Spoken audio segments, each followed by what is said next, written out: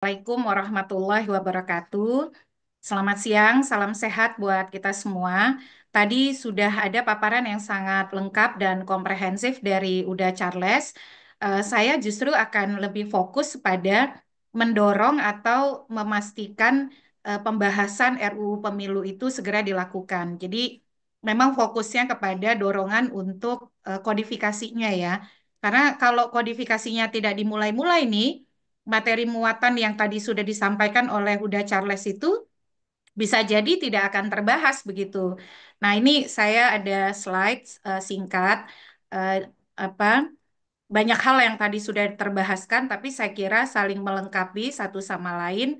Nah, em, saya memberi judul slide saya em, urgensi kodifikasi pengaturan pemilu dan pilkada dalam satu naskah yang sama dan bertransformasi menjadi undang-undang tentang pemilihan umum begitu. Jadi saya fokuskan memang pada mendorong pada kodifikasinya, yaitu materi muatan pemilu dan pilkada dalam satu naskah undang-undang yang sama, yaitu undang-undang tentang pemilihan umum.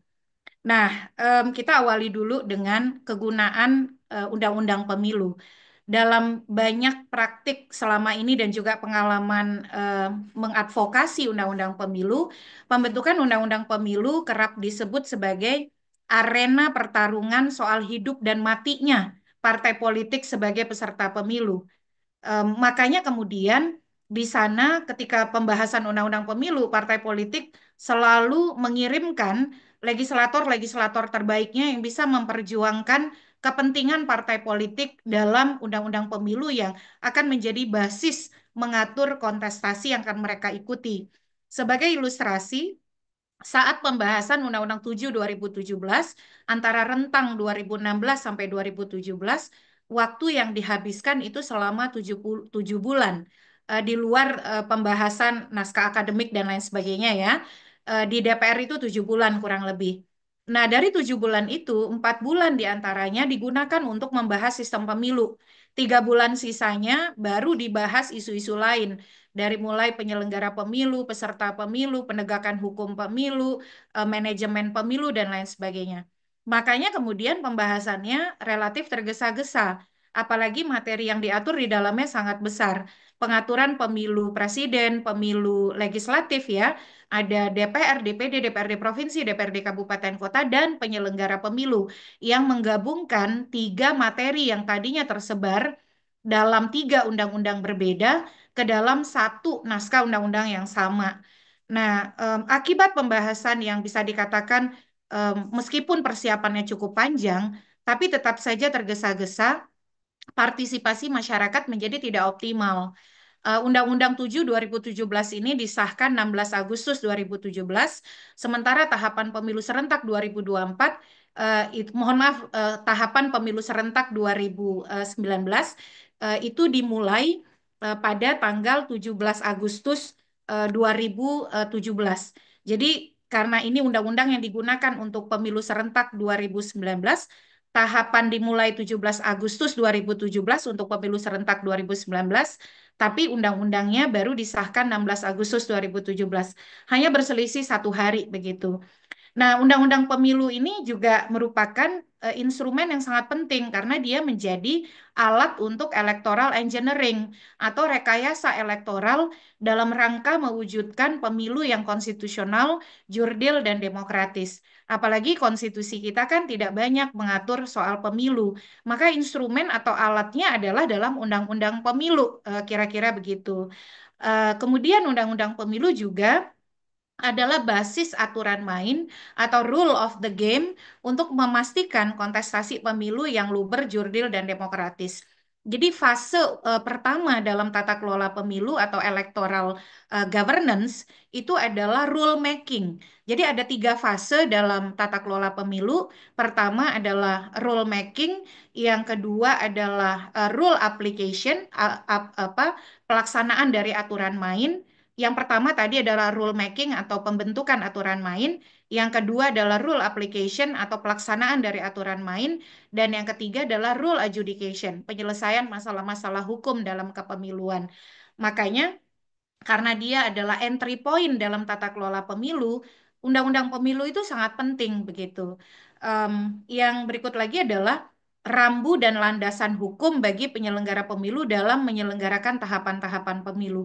Itulah kegunaan undang-undang pemilu dan yang terakhir yang tak kalah pentingnya, dia menjadi sarana pendidikan politik bagi para pihak dan pemangku kepentingan.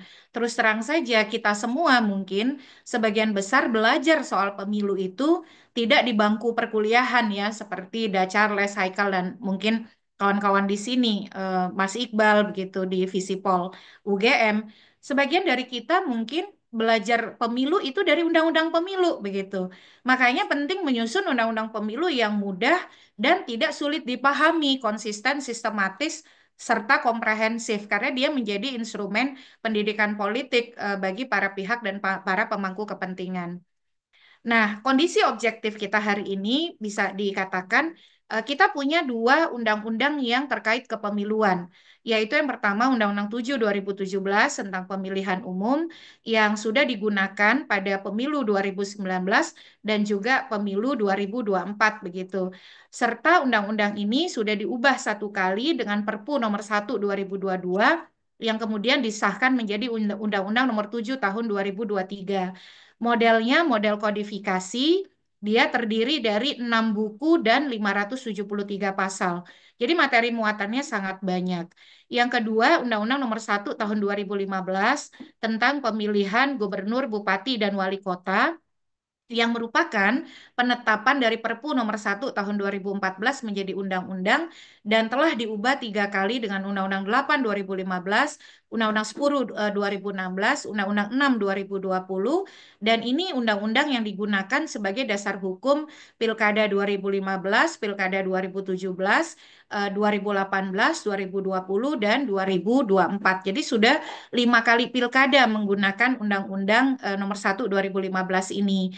Apa sih dampak dari pengaturan pemilu dan pilkada dengan asas yang sebenarnya sama ya, baik asas pemilu dan asas pilkada kan sama-sama luber jurdil begitu, diselenggarakan juga oleh penyelenggara pemilu yang sama.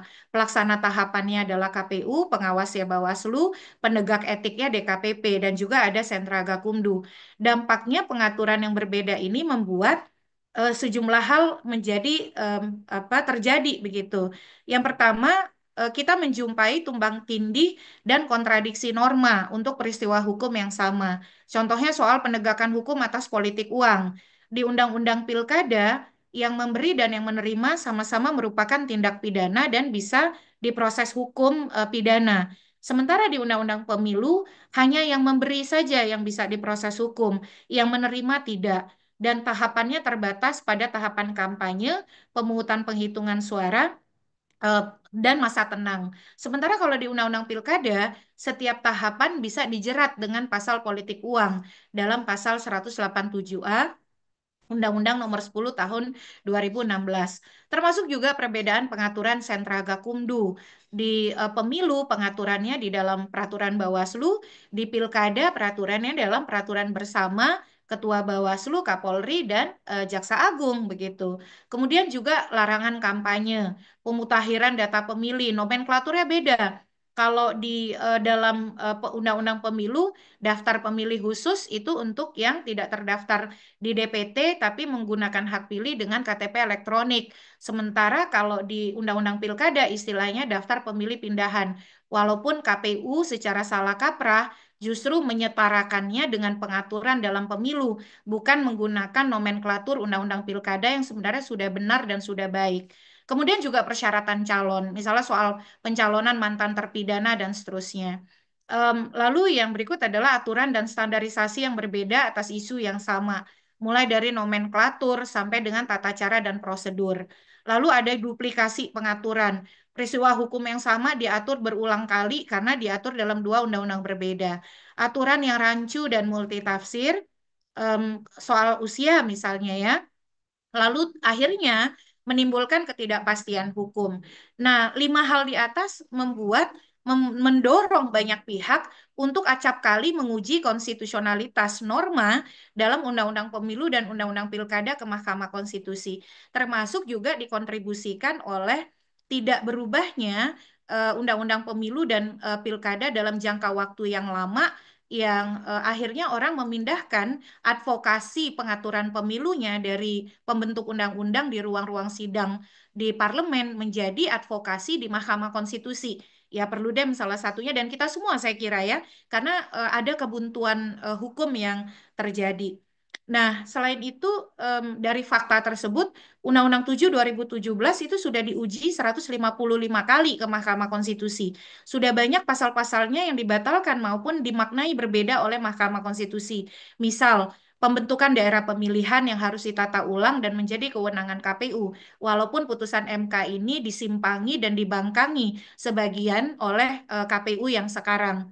Lalu pencalonan mantan terpidana ini juga sempat disimpangi oleh KPU, walaupun kemudian pelaksanaannya akhirnya diluruskan oleh Mahkamah Konstitusi. Kemudian juga perintah untuk menata ambang batas parlemen, menghitung ulang angka ambang batas parlemen dalam putusan 116 tahun 2023 yang dimohonkan oleh Perludem. Yang terakhir misalnya ada penghapusan rezim ambang batas pencapresan dan juga pengaturan kampanye dengan menggunakan AI yang tidak boleh dilakukan manipulasi atau rekayasa secara berlebihan. Lalu Undang-Undang 10 2016 juga telah diuji 80 kali ke Mahkamah Konstitusi dan Undang-Undang 8 2015 telah diuji 43 kali di MK. Belum termasuk Undang-Undang 1 2015 dan Undang-Undang 6 2020. Banyak pasal-pasalnya yang telah dibatalkan dan juga dimaknai berbeda oleh MK. Contohnya persyaratan pencalonan mantan terpidana, Badan Peradilan Khusus Pilkada yang dihapuskan untuk penyelesaian sengketa hasil, ambang batas pencalonan, mohon maaf ini maksudnya kepala daerah yang juga sudah dihitung ulang oleh MK menyesuaikan dengan persyaratan calon perseorangan. Jadi banyak substansinya itu yang sudah berubah. Lalu Undang-Undang Nomor 59 Tahun 2024 tentang Rencana Pembangunan Jangka Panjang Nasional (RPJPN) tahun 2025-2045 itu mengamanatkan untuk dilakukan penguatan lembaga demokrasi melalui perbaikan kualitas penyelenggaraan pemilu seperti melakukan kodifikasi undang-undang mengenai pemilihan umum dan undang-undang mengenai pemilihan gubernur, bupati, dan wali kota. Jadi itu sudah menjadi amanat RPJPN 2025-2045 dalam Undang-Undang 59 2024 serta dilakukan apa namanya pengaturan partai politik yang akuntabel melalui revisi undang-undang mengenai partai politik, lembaga perwakilan yang responsif serta media dan pers yang berkualitas. Ini ada di butir 441 bagian Hukum Berkeadilan Keamanan Nasional Tangguh dan Demokrasi Substansial, halaman 117 Undang-Undang 59 2024. Lalu juga kawan-kawan semua, revisi Undang-Undang Pemilu dan revisi Undang-Undang Pilkada itu adalah prioritas legislasi dalam Prolegnas tahun 2025. Selain itu, Indonesia saat ini berada dalam kondisi pasca periode elektoral yang dalam siklus pemilu, dalam studi tata kelola pemilu, merupakan waktu yang tepat untuk melakukan kajian, baik berupa audit ataupun evaluasi atas penyelenggaraan pemilu yang baru selesai, melakukan perbaikan atau reformasi pengaturan pemilu, dan memperkuat strategi untuk optimalisasi kelembagaan penyelenggara pemilu. Jadi dari tiga periode dalam siklus pemilu, yaitu pra-periode elektoral, kemudian periode elektoral, dan yang terakhir pasca periode elektoral. Kita ini berada dalam pasca periode elektoral yang memang dalam praktik tata kelola pemilu itu momentum untuk mengevaluasi dan menyusun proposal reformasi pengaturan kepemiluan dan penguatan kelembagaan penyelenggara pemilu. Nah, selain itu juga ada perkembangan terkini termutakhir di mana penegasan konstitusionalitas pilkada adalah pemilu. Jadi selesainya diskursus soal pilkada oleh DPRD. Jadi diskursus pilkada oleh DPRD itu sudah tutup buku dari aspek konstitusionalitas. Tidak boleh lagi ada ruang pembahasan pilkada oleh DPRD karena konstitusionalitas pilkada langsung itu sudah dijamin oleh Mahkamah Konstitusi dalam banyak putusannya. Yang pertama, putusan MK 55 2019 yang dimohonkan oleh Perludem bahwa MK itu berubah pendiriannya. Kalau sebelumnya menyatakan pilkada apakah rezim pemilu atau bukan adalah legal policy yang diserahkan kepada pembentuk undang-undang, dalam putusan 55 ini dia mengatakan pembentuk undang-undang itu tidak acap kali mengubah model pemilihan langsung yang diselenggarakan secara serentak sehingga bisa terbangun kepastian dan kemapanan pelaksanaan pemilihan umum. Dan itu ditegaskan secara eksplisit tersurat dalam putusan MK 85 2020 yang mohon maaf ini bukan 2020 ya, salah ketik nih. 2022 yang menyatakan bahwa pilkada adalah pemilu. Jadi Mahkamah Konstitusi menyebut bahwa dengan segala pertimbangan hukum yang ada, MK dan menggunakan original intent perubahan UUD 45, Mahkamah telah menegaskan bahwa tidak ada terdapat lagi perbedaan rezim pemilihan baik pemilu dan pilkada. Pilkada adalah pemilu yang harus dilaksanakan sesuai asas prinsip langsung, umum, bebas, rahasia, jujur dan adil dan diselenggarakan oleh penyelenggara pemilu yang juga menyelenggarakan pemilu legislatif dan pemilu presiden, yaitu KPU, Bawaslu, dan DKPP, sebagaimana desain penyelenggara pemilu dalam undang-undang. Dan yang terakhir, penegasan MK bahwa pilkada adalah pemilu itu ada dalam putusan 52 tahun 2024 yang Mahkamah menyebut Mahkamah telah menegaskan tidak terdapat lagi perbedaan rezim pemilihan yang menunjukkan bahwa ketentuan mengenai larangan kampanye untuk pejabat negara sesuai prinsip erga omnes secara otomatis merujuk pada ketentuan Undang-Undang 7 2017 yang berlaku baik untuk pilkada maupun pemilu sejalan dengan putusan MK 85 tahun 2022. Jadi sudah sangat terang benderang gitu. Nah, tadi soal perbedaan metode kodifikasi dan omnibus ya, yang disebutkan oleh Uda Charles, saya kira saya tidak perlu mengulangi. Ada sejumlah penyebutan soal kodifikasi dalam Undang-Undang 12 2011 tentang pembentukan peraturan perundang-undangan yang mengatakan bahwa misalnya ya, di angka 238 lampiran 2, jika suatu peraturan perundang-undangan telah sering mengalami perubahan sehingga menyulitkan pengguna peraturan perundang-undangan, sebaiknya peraturan perundang-undangan tersebut disusun kembali dalam naskah sesuai dengan perubahan yang telah dilakukan dengan mengadakan penyesuaian. Dan di angka 68 bicara tentang kodifikasi ketika materinya itu sangat banyak, materi muatannya sangat luas dan mempunyai banyak pasal, maka kodifikasinya dalam bentuk dikelompokkan menjadi buku, bab, bagian, dan paragraf. Contoh kodifikasi misalnya Undang-Undang 7 2017 tentang pemilihan umum yang terdiri dari 6 buku dan 573 pasal. Lalu Undang-Undang 1 2023 tentang Kitab Undang-Undang Hukum Pidana. Sementara kalau omnibus itu kan memang diatur di dalam Undang-Undang 13 2022 ya, yang bisa dalam bentuk 3 varian. Tapi kalau kodifikasi itu mengatur dalam bentuk buku-buku, dia hanya tidak menyebut secara spesifik seperti itu. Dan kita sudah punya contohnya, misalnya omnibus dalam Undang-Undang 11 2020 yang dibatalkan oleh MK dan kemudian direplikasi dalam Perpu nomor 2 tahun 2022 yang kemudian menjadi Undang-Undang nomor 6 2023 yang sistematikanya sangat membingungkan dan sulit dipahami, sulit untuk dimengerti dan karena sulit dipahami dan sulit tidak dimengerti dan banyak mengandung tumpang tindih, Undang-Undang Cipta Kerja ini kerap kali dan acap kali diuji ke Mahkamah Konstitusi. Jadi sebenarnya kita sudah punya contoh dua-duanya begitu. Tapi yang lagi-lagi kondisi objektif kita yang diperintahkan oleh Undang-Undang RPJPN 59 2024 adalah kodifikasi pengaturan pemilu dan pilkada. Nah, dari sisi teoritis, beberapa negara itu menggunakan sebenarnya konsep yang serupa gitu. Kalau di Filipina, dia punya yang disebut dengan Omnibus Election Code of the Philippines. Tapi kalau kita lihat cara dia menyusun Omnibus Election Code ini, cara itu adalah cara yang menyerupai kodifikasi. Jadi penstrukturan dalam satu naskah begitu. Lalu Perancis punya code elektoral, Meksiko dia punya Ley General General de Institution dan seterusnya. Jadi penyusunan dalam satu naskah yang terkonsolidasi, terstruktur baik dengan sistematika yang urut itu memang menjadi pilihan dalam banyak negara untuk memudahkan publik membaca, memahami rule of the game dari pemilu.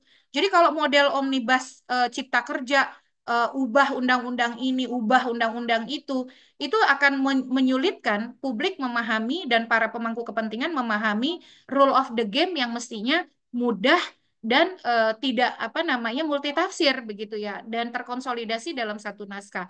Karena tadi seperti pembahasan soal kegunaan undang-undang pemilu yang tidak hanya berhenti sebagai basis rujukan kontestasi, kompetisi, tapi juga menjadi instrumen rujukan untuk pendidikan politik dan kepemiluan.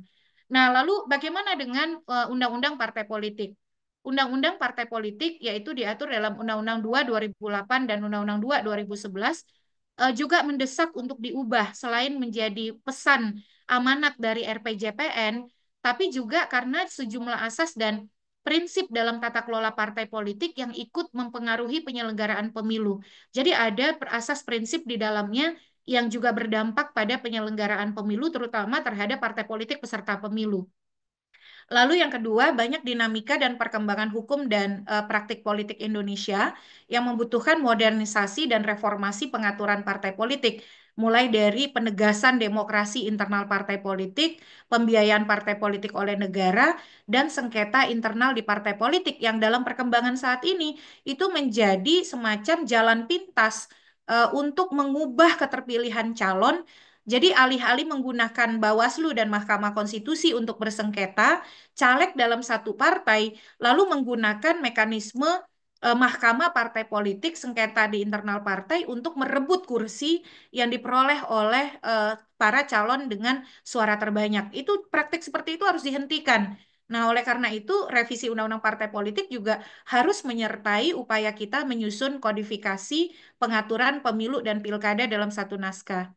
Terakhir, kesimpulan dan rekomendasi dalam pandangan saya secara filosofis, sosiologis, dan yuridis telah terpenuhi prasyarat objektif kemendesakan untuk mencabut mengganti Undang-Undang Pemilu dan Undang-Undang Pilkada dengan undang-undang baru melalui model kodifikasi pengaturan pemilu dan pilkada dalam satu naskah undang-undang, yaitu Undang-Undang tentang Pemilihan Umum.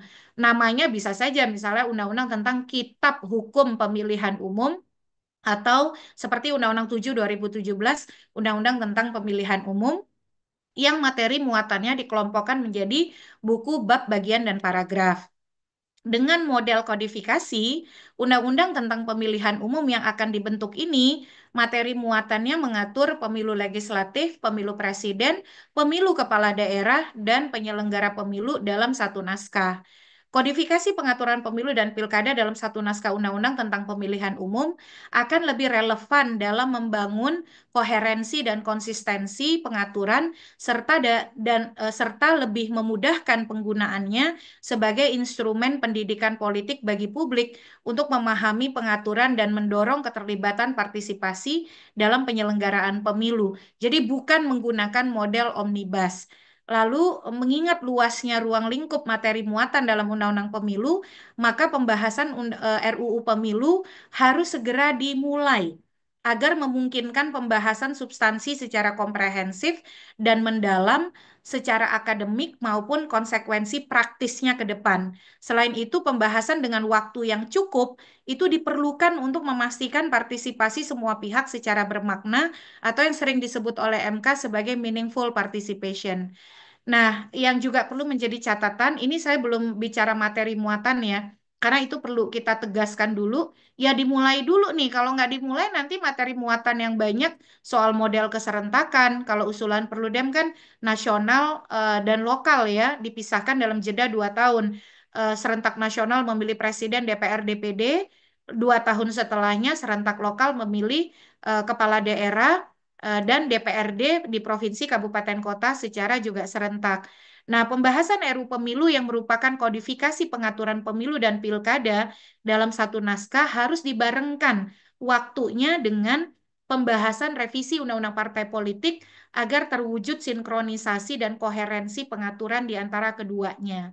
Lalu, apalagi mengingat KPU Bawaslu akan berakhir masa jabatannya pada April 2027 pada tingkat nasional dan seleksinya dimulai pada jelang akhir 2026, maka undang-undang pemilu yang baru diharapkan selesai paling lambat awal tahun 2026 agar ada perbaikan mekanisme dalam rekrutmen penyelenggara pemilu yang lebih baik dan menjamin independensi penyelenggara.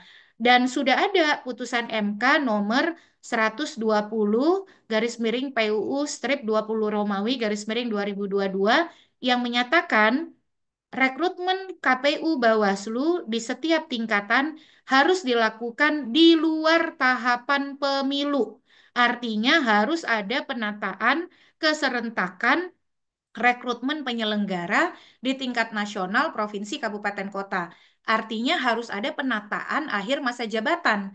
Jadi akhir masa jabatannya, kalau praktik selama ini harus dipercepat supaya bisa mewujudkan amanat judicial order dalam putusan MK nomor 120 tahun 2022.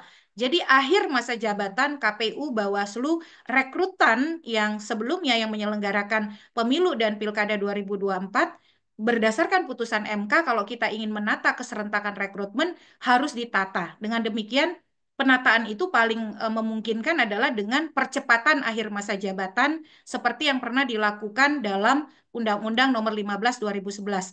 Tenang saja itu tidak inkonstitusional karena sudah menjadi judicial order dalam dalam putusan MK nomor 120 tahun 2022 dan saya kira itu juga momentum untuk purifikasi kemandirian penyelenggara pemilu kita sehingga betul-betul menjadi penyelenggara pemilu yang independen, yang mandiri, yang profesional. Dan yang berikut pembahasan bisa dilakukan melalui Pansus RUU Pemilu agar fraksi-fraksi dapat mengirimkan legislator terbaiknya yang mampu melakukan pembahasan secara komprehensif dan mendalam. Jadi saya berakhir di sini, Haikal.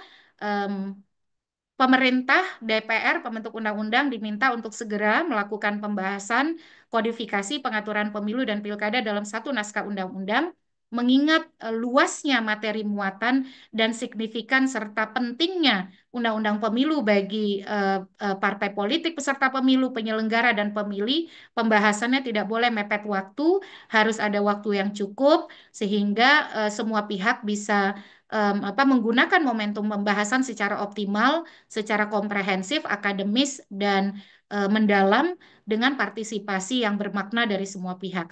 Terima kasih. Wassalamualaikum warahmatullahi wabarakatuh. Waalaikumsalam warahmatullahi wabarakatuh. Terima kasih Mbak Titi paparannya. Ya, Bapak Ibu semua, tadi sudah dipaparkan ya oleh Bang Charles dan juga Mbak Titi apa yang kemudian menjadi pembeda antara metode kodifikasi dan juga metode omnibus. Dan tadi Mbak Titi juga menyinggung bagaimana kemudian range waktu yang harus dijaga agar kemudian eh, akhirnya nanti perubahan undang-undang pemilu dan pilkada ini itu bisa selesai ya dalam waktu yang dekat sehingga sebelum mulai tahapan penyelenggaraan untuk pemilu 2029 nanti sudah bisa digunakan termasuk juga nanti untuk menjadi dasar dari rekrutmen atau pengisian jabatan KPU di seluruh Indonesia ya. Selanjutnya saya ingin buka sesi tanya jawab apabila ada yang ingin menanyakan atau ingin memperdalam apa yang sudah disampaikan oleh kedua pembicara kita tadi, dipersilahkan untuk raise hand ataupun menuliskan pertanyaannya di kolom chat.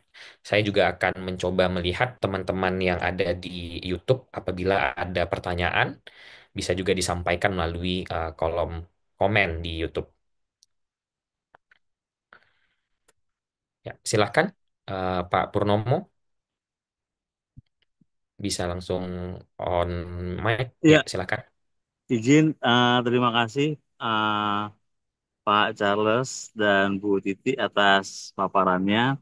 Ya, Menurut Masku. saya uh, menyenangkan juga akhirnya melihat Undang-Undang Pemilu kemudian kembali menjadi bagian dari pembahasan kita karena memang setelah 10 tahun ada banyak sekali catatan terhadap bagaimana penyelenggaraan pemilu.